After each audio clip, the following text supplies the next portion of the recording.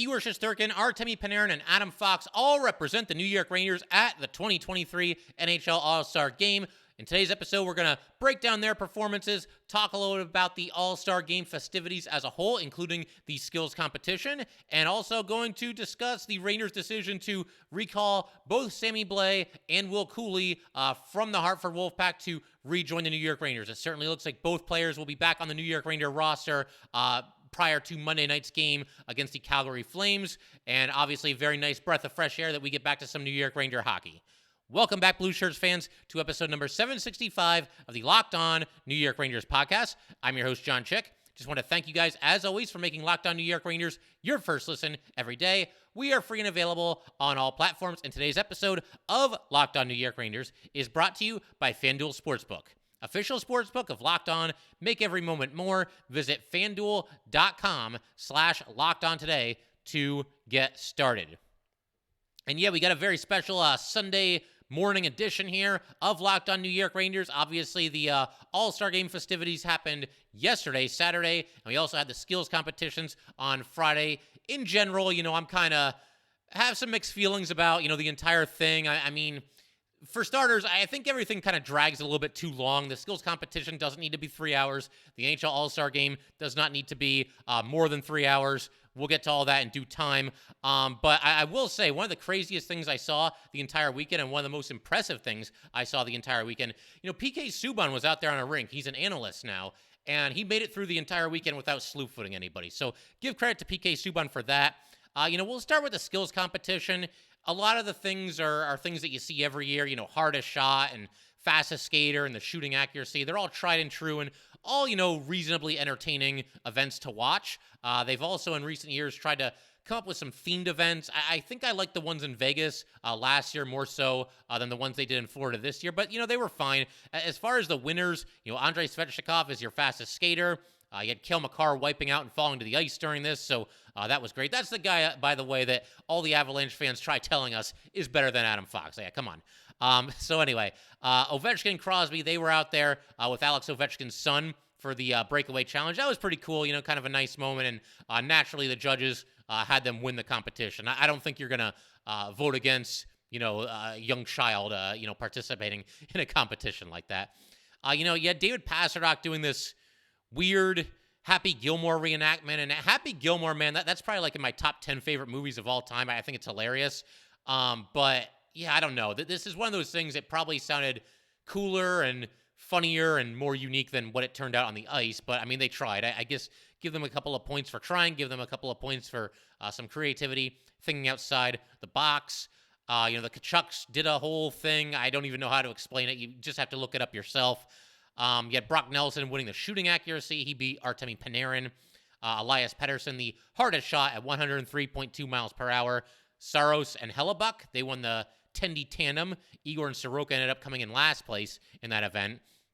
You had this dunk tank shot thing at the beach that they also did. So again, trying to fit the theme. It's Florida. There's a bunch of beaches. You do a dunk tank. Again, harmless fun. Wasn't exactly appointment television, but it was fine.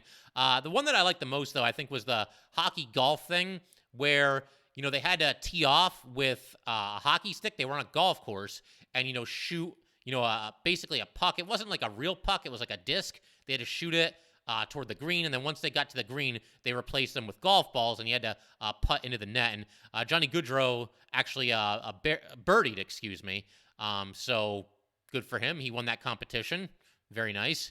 But yeah, I mean, the skills competition, like I said, it's kind of just mindless fun. I had no issues with it for what it was. I don't think it's something that, a lot of people are going to feel the need to just lock into for 3 hours every year. And that's something else that, I alluded to in the intro. I think you got to tighten this up a little bit if you're the NHL. There's no reason the NHL skills competition needs to be, I would say, longer than 2 hours, especially when you consider the fact that, some of these things are pre-taped. And so that being the case, just edit them a little bit tighter and, get everybody in there, get everybody out of there. There doesn't need to be all this time between all the events. Keep things rolling, be aware of the pacing and, be aware of the fact that, you may have some new eyeballs on this product. There might be some casual fans watching this, and you got to keep them entertained and keep everything moving along here. And at times, I think it just drags a little bit too much, especially the skills competition. There's no reason for that, especially when things are pre-taped, but also the NHL All-Star Game. We're going to talk about that aspect of it in just a second.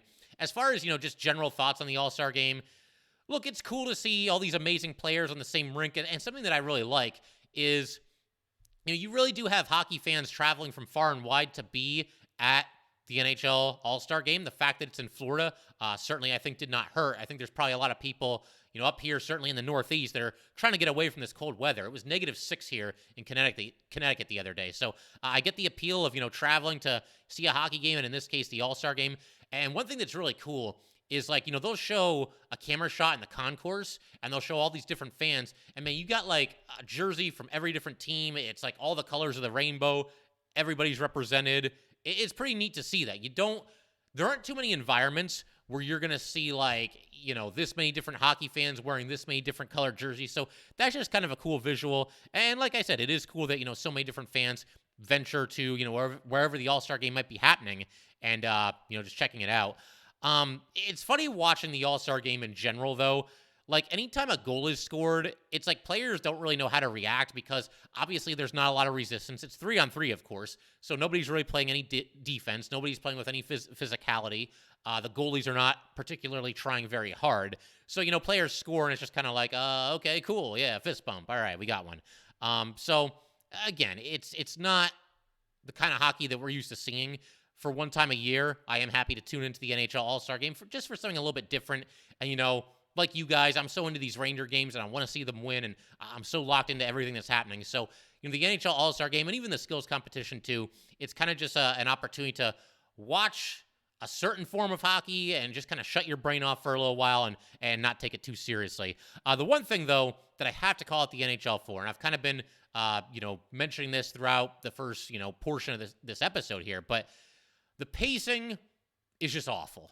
I'm sorry. You got to find a way to keep things moving along here. There's too much time between the games. And for anybody that's not familiar with how the NHL does things at the All-Star Game, it's now broken into 4 different All-Star teams. You have all 4 divisions are represented.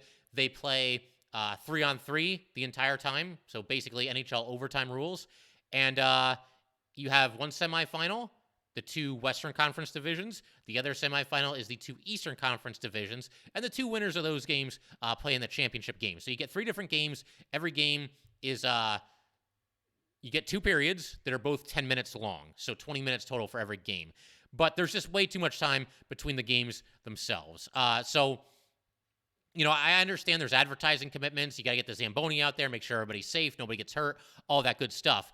But you had a situation where between the first semifinal game ended and the second semifinal game began, 24 minutes. 24 minutes of just, Messier and Chelios and Steve Levy and PK Subban just sitting around and talking in circles and, just, random shots of the crowd. And then you had a situation where, the mascot shot off some confetti, and so that delayed everything even longer. Get this thing going, man. Like I said a second ago, you have a chance here of maybe having some very casual hockey fans. There's not really any sports happening in the middle of the day on Saturday, which is when this occurred. So, there's no football, college or pro. Baseball hasn't started yet. There was basketball games, but that was only at night. So this is really the only sports thing going on.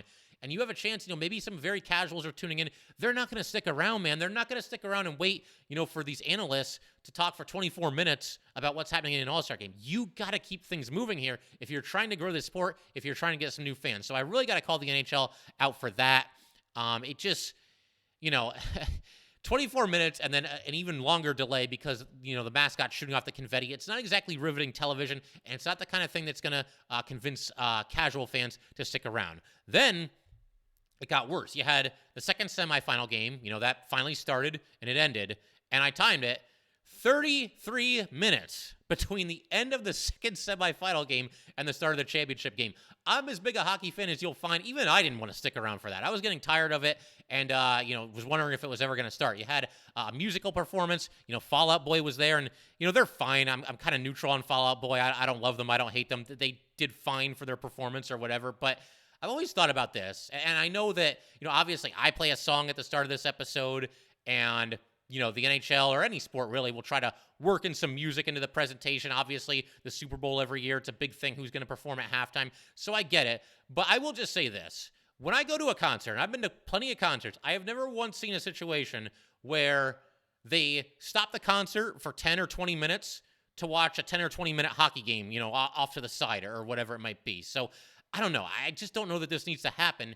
And yeah, Fall Out Boy, they've obviously got a following, and maybe there were people that tuned in just to see them and stuck around for a little bit of the hockey as well, so I get that. There's also some people that don't care at all about Fall Out Boy and didn't feel like sitting through a musical performance to get to the championship game of an All-Star game. So I don't know. I just feel like the pacing has to be a lot better. It has to be faster. You gotta, when one of these games ends, you got to do everything you can to get the next one started as quick as you possibly can, or you're going to lose these casual fans that might have just tuned in for a couple of minutes. You've got a couple of minutes to grab them and get them to stick around and maybe even have them watch some regular season games after this. And I just don't think the NHL is aware enough of that, how crucial this is. Like, if I'm going to try to get, a friend who's not into hockey, I don't think I would pick the All-Star game because it's not real hockey. Everybody's in slow motion out there and everybody's just kind of goofing around.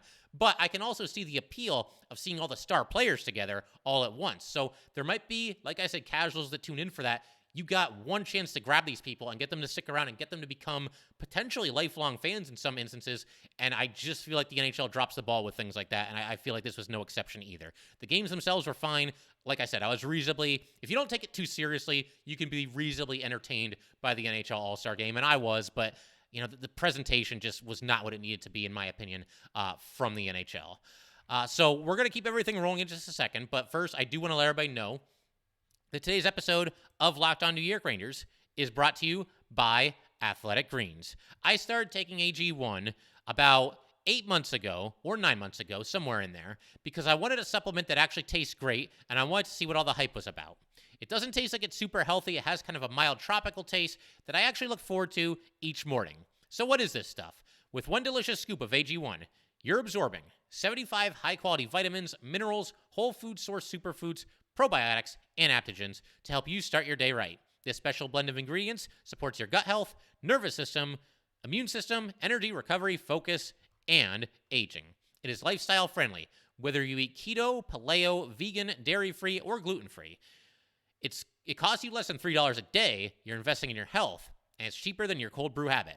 Athletic Greens has over 7,000 5-star reviews. Right now, it's time to reclaim your health and arm your immune system with convenient daily nutrition. It's just one scoop in a cup of water every day. That's it. No need for a million different pills and supplements to look out for your health. To make it easy, Athletic Greens is going to give you a free 1-year supply of immune-supporting vitamin D and 5 free travel packs with your first purchase. All you have to do is visit athleticgreens.com/NHL Network. Again, that is athleticgreens.com/NHL Network to take ownership over your health and pick up the ultimate daily nutritional insurance. All right, we just want to thank you guys, as always, for making Locked On New York Rangers your first listen every day. We are free and available on all platforms. And, there's just one more point that I want to make about the All-Star Game in general before we, kind of take a look at some of the highlights from the game. I mean, I'm not going to break them down in great detail, but we'll talk about the Rangers a little bit and maybe just one or two highlights from, all three of the games that were played. But this is kind of a pet peeve of mine. So, first of all, this whole 4-division thing, I'm not the biggest fan of it. It's strange. I would just do East versus West and maybe even do 5-on-5 hockey. Maybe they feel like 3-on-3 is more exciting. A tournament's more exciting. I can see that side of it too, so I'm not going to go crazy about that. But I don't think that every single NHL team needs a representative. When you look at how this is set up, you've got 4 teams with not a lot of players on them, and if you make it that every team has to have at least one representative, that's 8 players right there, and then you only have 3 spots left open for anybody else from that division. So to me, if a team is having a terrible season and nobody on that team stands out in any meaningful way, they don't need to be an all-star. Save that spot for somebody else on a good team who's actually earned it. I don't know if people agree or disagree there. I know different sports do it different ways. MLB, for example, has been doing it that way forever. You have to have at least one representative from every single team. The NFL, I haven't watched the Pro Bowl in years. The last I checked, they don't do it that way, but I'm not sure if that's changed recently. And you guys would have to let me know about the NBA because I just frankly don't watch basketball. But as far as the All-Star game itself, yeah, I mean, the format 3 versus 3, you get the 10-minute periods, 2 periods per game. They've been using this format since 2016. You had the Central beating the Pacific in the first semifinal. Again, it's nice to see these really talented players. Nathan McKinnon scores the first goal. Kaprizov ties the game for the Pacific. These are phenomenal players, and they're guys that, as Ranger fans, we don't get to see them as much as maybe we would even like to. I'll catch another hockey game occasionally if I can, but for the most part, I'm not seeing these players unless their team is playing the New York Rangers. And, they mentioned in this game, I got to tie this into the Rangers somehow here. So they said that there has not been a power play in the All-Star game since 2016, which makes sense because guys aren't defending, nobody's hooking or holding or tripping or anything like that. Apparently, though, there was a penalty shot awarded in 2019. And as soon as I hear that, I think of the All-Star save that Mike Richter made against Pavel Bure, the All-Star game save. And then later that season, obviously they meet in the Stanley Cup Finals. You've got Game 4 between the Rangers and the Canucks in Vancouver. Rangers up 2-1 in the series. Canucks up 2-1 in that game. Pavel Bure gets a penalty shot and goes with pretty much the same move that he went with against Richter in the All-Star game that season. And Richter just makes a fantastic save, kicks out his right pad. One of those iconic moments for the Rangers championship run that year. And of course, the Rangers came back to win that game, take a 3-1 lead in the series, made it interesting, and then won in Game 7. But yeah, I mean, just want to, like I said, tie it into the Rangers a little bit, and it genuinely did make me think of that when they mentioned that, there was a power play, there were no power plays, and then there was a penalty shot in 2019. Another funny thing is that Pettersson would have had a hat trick in this game if not for a game goal that was overturned. I don't think we really need to be reviewing goals in the All-Star game. That's just me. I mean, you guys might have a different opinion, but to me, like I said, just keep everything moving along. It's the All-Star game. Nobody cares. Everybody's having fun. Keep everything rolling. Don't slow things down to do a review when it's just an exhibition and the players are just goofing around anyway. So yeah, I mean, that's pretty much it for the first semifinal game. Like I said, the Central wins that one 6-4. You get Metro versus the Atlantic. So we got the Rangers out there. Igor Shesterkin, he's representing the Rangers. Really is crazy that he did not make the team last year, the All-Star team that is. Obviously, look, he's having a phenomenal season this year. He was that much better last year when he was putting up just video game numbers, did not make the team. Kreider was there for the Rangers, and they mentioned that Adam Fox, and I had forgotten about this, was going to play in the game last year, but he sat it out due to, a minor injury. Obviously, if you've got anything wrong with you, you're not going to push it and play in an All-Star game because it is a meaningless exhibition. But nice to see Adam Fox getting to partake in the festivities this year. And then, of course, Artemi Panarin was out there too. Former Ranger Kevin Hayes was the Flyers representative. I'm sure John Tortorella was probably upset about the fact that he couldn't scratch Hayes for this game, but good for Kevin Hayes making it. Obviously, the Flyers are not having a good season, but Hayes, putting up at least some respectable numbers, for the Flyers and getting rewarded by being sent to the All-Star game. As far as, highlights from this game, again, it's a meaningless exhibition. Nobody's playing any defense. We know all that.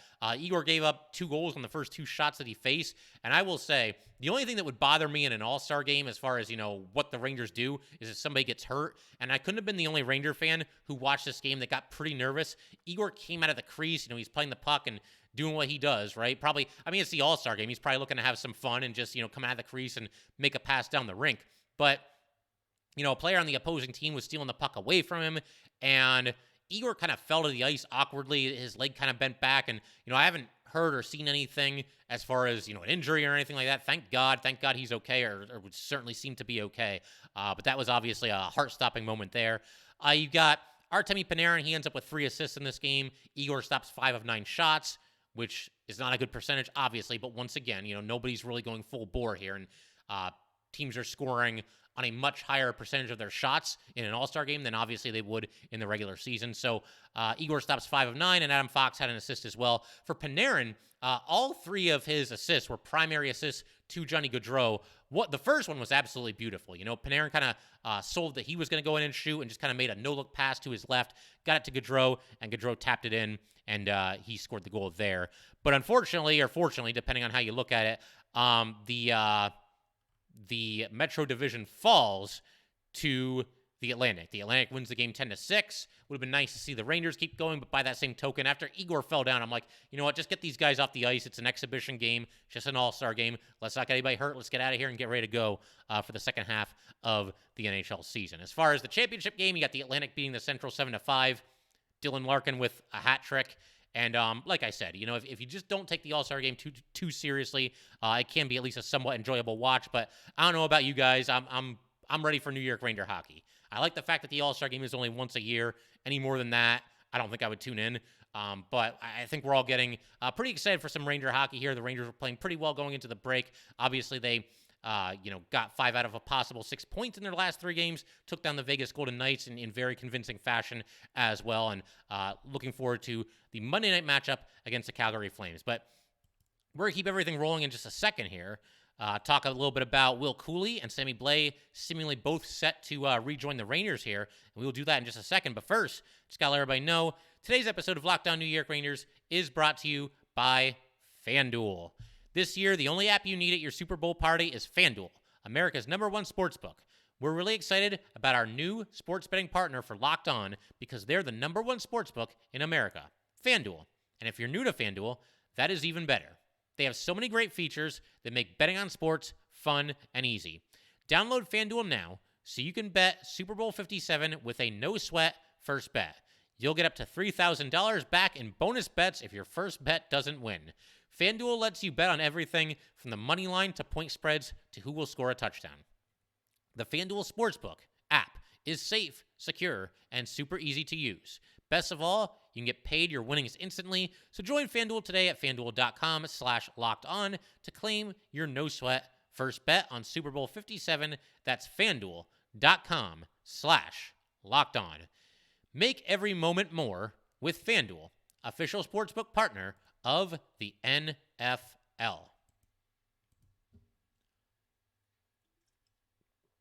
All right, so Rangers, like I said, getting geared up to play a Calgary Flames team that I might as well mention this right now. It's going to be a big game for the Flames. Every game for the foreseeable future is going to be pretty much enormous for the Calgary Flames because they are currently tied with the Colorado Avalanche for the second wild card in the Western Conference, a.k.a. the final playoff spot. So you got to figure they're going to come out ready to go, playing with some urgency, playing with some intensity. Rangers need to be ready as well. They got to match that and even surpass that. And really, the fact that this team was off for 9 days, there's no excuse not to. Everybody should be fresh and ready to go. I understand, maybe there's a little bit of rust that comes with that, but let's just keep our fingers crossed that the Rangers, find their game sooner rather than later, hit the ground running, and play like the team that they were playing like right before the All-Star break happened. And, of course, for the Rangers, it was a longer break than everybody else. They had like an additional 4 days off there for some unknown reason, but those are the quirks of the NHL schedule.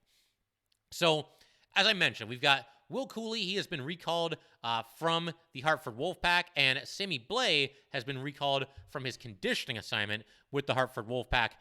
And with Blais, it's interesting because when he was, I was going to say sent down. I mean, technically, it's a conditioning assignment. To me, it kind of felt like a little bit of a loophole that the Rangers were using there to try to get Sammy Blais some confidence, trying to get him going a little bit in the AHL, and also have the opportunity to call up Will Cuylle. Now, of course, they'll both be on the team. But Blais, an interesting tidbit, he was still counting against the Rangers salary cap while he was down there. That's part of the territory as far as a conditioning assignment is concerned. That player still counts against the salary cap. But as some of you might be aware, and those of you who are not aware of what Sammy Blais did with the Hartford Wolfpack, you should probably sit down right now because he played 5 games with the Wolfpack. He scored 4 goals. You heard that correctly. Sammy Blais, in 5 games with the Hartford Wolfpack, scored 4 goals. He currently has 0 goals in 52 games as a member of the New York Rangers. So good for him. As far as, the conditioning assignment or whatever you want to call it, whether you think the conditioning assignment label is a technicality or not, it seems like his brief stint in the AHL may have done wonders for Sammy Blais and may have done wonders for his confidence. Look, I don't expect him to come back up here and slide into a top 6 role. I mean, hey, let's not give them any ideas, right? The way players move up and down this lineup, let's not give them any ideas. But if he could just play his physical brand of hockey, which he will do, and just contribute a little bit offensively from time to time, maybe he found his skating in the AHL a little bit. At times it looks like he's really been struggling in that department as well. I think that has a lot to do with the injury that he sustained last season. But hopefully Sammy Blais, can come back up here and be at least a somewhat productive player, bring something to the table. Let us see something. other than hitting. We know he'll hit, but we got to see something, a little bit better skating. That shot, we think that Sammy Blais has a good shot, but we just don't get to see it very often. And obviously, whether he has a good shot or not, it hasn't resulted in any goals during his New York Ranger tenure. And as for Will Cuylle, he was scratched from a recent Wolfpack game, the most recent game, and so you kind of connect the dots. I mean, there's no real reason to do that unless he's getting prepared to be called back up to the New York Rangers, and that appears to be the case. Given the fact that it's more crowded than usual on the Rangers, because they're now going to be carrying 23 players instead of 22, I mean, Libor Hayek is going to be the healthy scratch for the defensemen. As far as the forwards, I would think probably Kravtsov will probably still be a healthy scratch, and then that leaves it down to Blais or Cuylle. I feel like they might give Sammy Blais the first crack at it and then give Will Cuylle the second game. And I also get the feeling that, I know coaches sometimes like to stick with the same lineup if, the team wins, if they're coming off of a win. I get the feeling that we might see Sammy Blais play in one of those two games and Will Cuylle play in the other one, regardless of how everything goes. That's just kind of a gut feeling here. I think maybe they'll give them both a chance, and we'll see what happens. Who's to say for sure? There's an ongoing battle in the bottom six, and particularly the fourth line, as far as, opportunities to get into this Ranger lineup and stick there. And guys like Will Cuylle, Sammy Blais, Kravtsov, they're all going to have to bring it if they want to remain in this lineup. So I'm very, very curious to see how that plays out. We'll see what the Rangers do with the trade deadline as well. Maybe some of those guys kind of just get naturally squeezed out of the lineup if the Rangers do add, a couple of forwards at or near the trade deadline this season. A couple other little tidbits here before we call it a day. 2024 NHL All-Star Game will be held in Toronto. I'm not sure exactly what they would do as far as, you got to figure they'll have some of those themed events. They probably have to keep everything indoors because, if it's -6 in Connecticut right now, I don't even want to know what the temperature is in Toronto. So we'll see how that shakes out next year. But obviously, a good hockey city and a good fan base as well. So we'll see how everything goes there in 1 year's time.